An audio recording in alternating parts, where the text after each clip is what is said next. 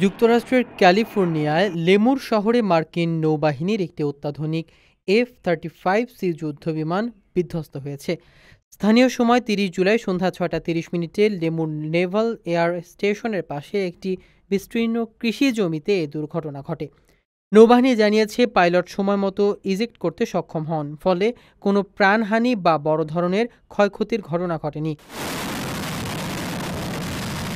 বিমানটি ছিল strike fighter squadron VF-125 এর অন্তর্গত, যেখানে প্রশিক্ষণার্থী পাইলটদের আধুনিক যুদ্ধ বিমান চালানোর প্রশিক্ষণ দেওয়া হয়।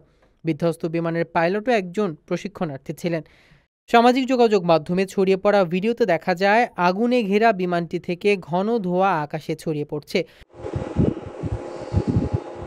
বিশ্বের অন্যতম ব্যয়বহুল যুদ্ধবিমান F-35 লাইটনিং II সিরিজের এ বিমানটির নির্মাতা যুক্তরাষ্ট্রের প্রতিরক্ষা শিল্প প্রতিষ্ঠান লকহিড মার্টিন।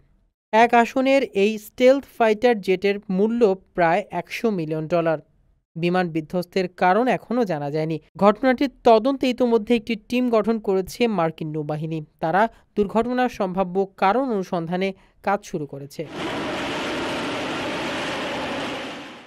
আপনার স্বপ্নগুলো আকাশ ছুবে প্রবাসীর হেলিকপ্টারের মাধ্যমে। বিয়ে, জন্মদিন অথবা যে কোনো বিশেষ প্রয়োজনে হেলিকপ্টার ভাড়া করতে যোগাযোগ করুন স্ক্রিনে দেয়া নাম্বারে। প্রবাসীর হেলিকপ্টার, নিরাপদ ও সাশ্রয়ী বাহনের বিশ্বস্ত নাম।